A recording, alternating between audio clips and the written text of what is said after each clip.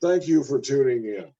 South Dakota Chamber of Commerce's mission is to analyze issues and be an advocate to keep South Dakota economically strong, be an advocate for our members and all businesses.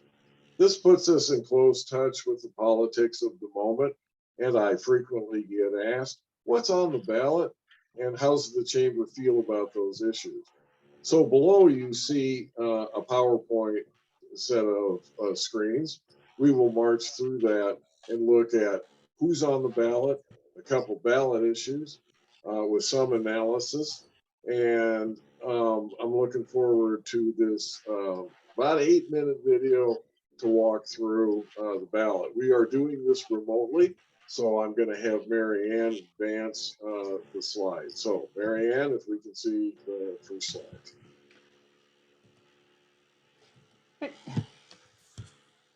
Election day is November 8th, 2 weeks from when this was recorded.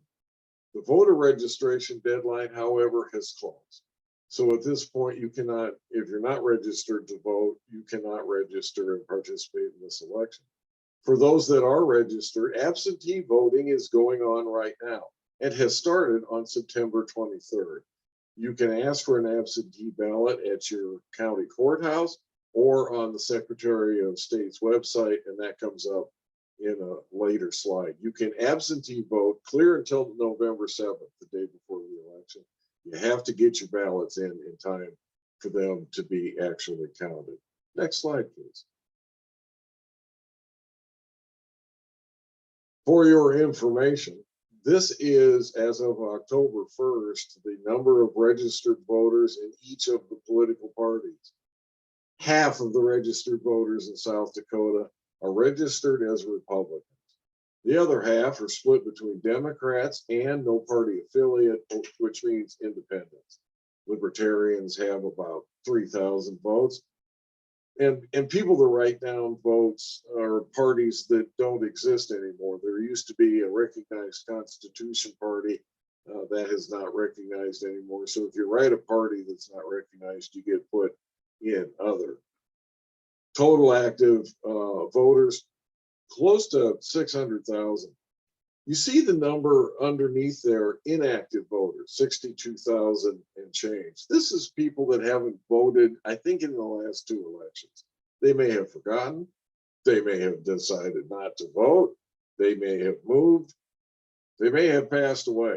And so it's hard to know these things. The courthouses work very hard at doing that, but that's 62,000 people who have not voted recently. Next slide.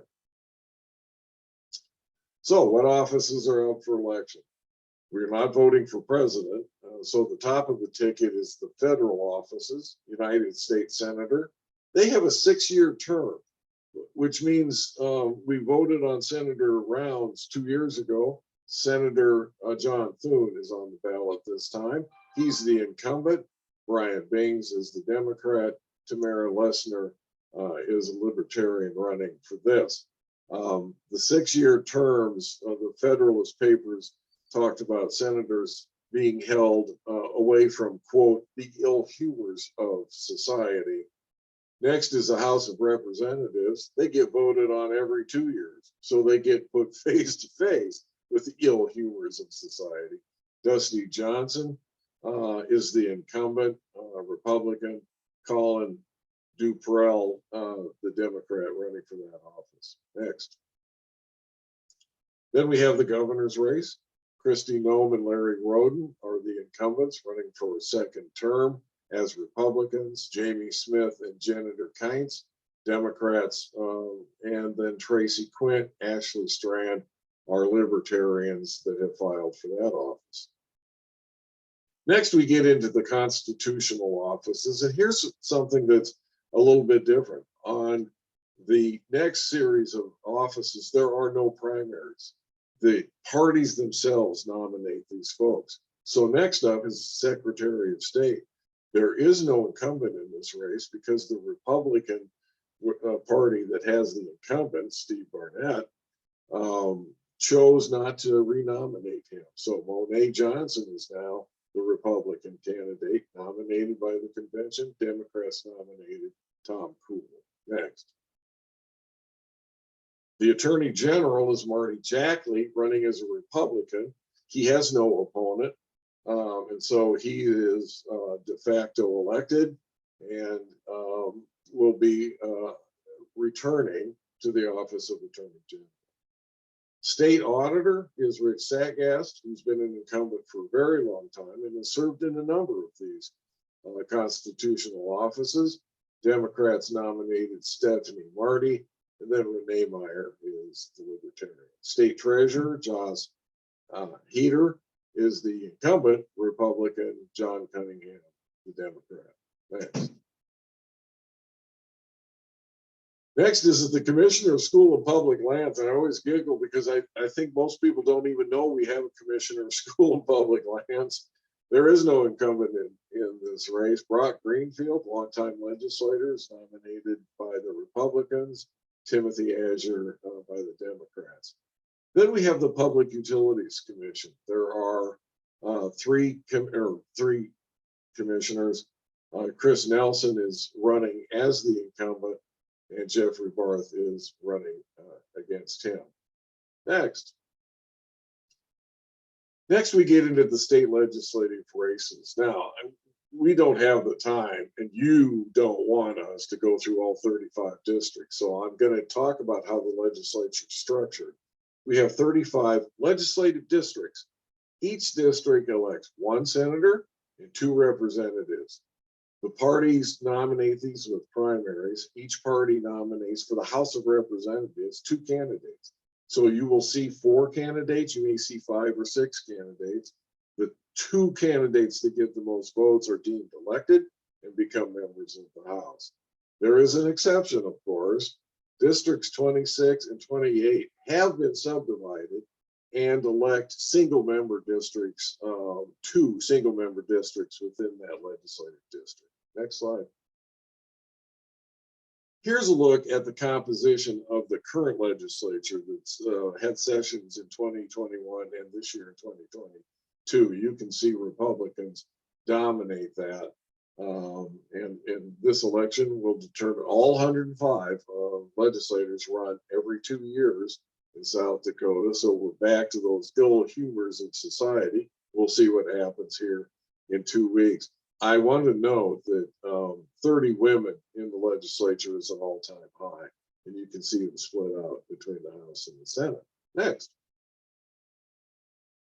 As of today, 20 of the 35 Senate seats have already been determined between contests that never had an opponent and contests that were primary only and don't have a general election opponent.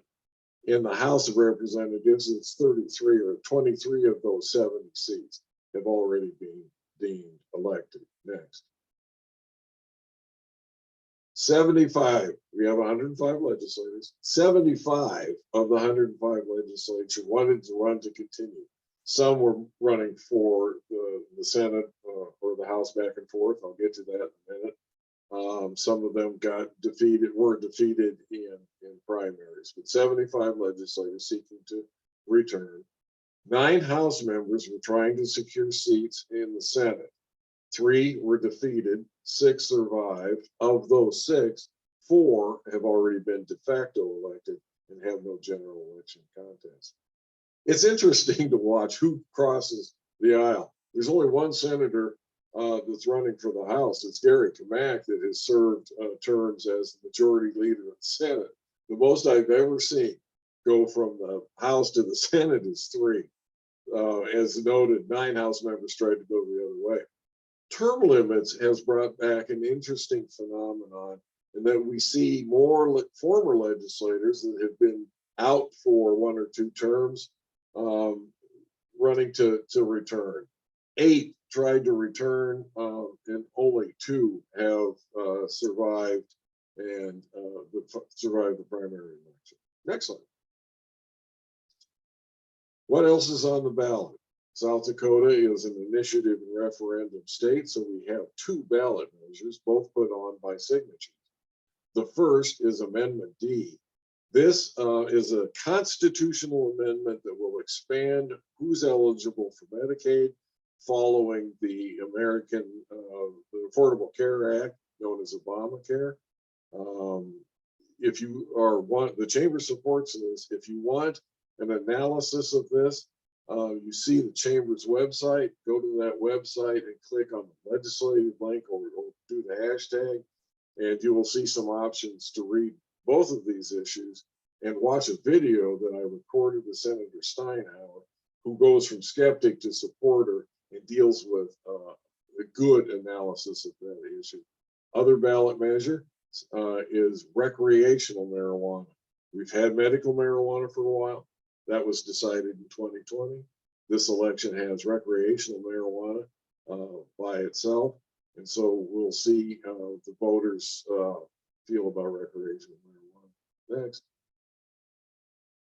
Remember to vote on November 8th. You can vote absentee now at the county courthouse. Oh, there's the Secretary of State's website. Final slide. Thank you for tuning in. South Dakota Chamber of Commerce review of the ballots in the 2022 election.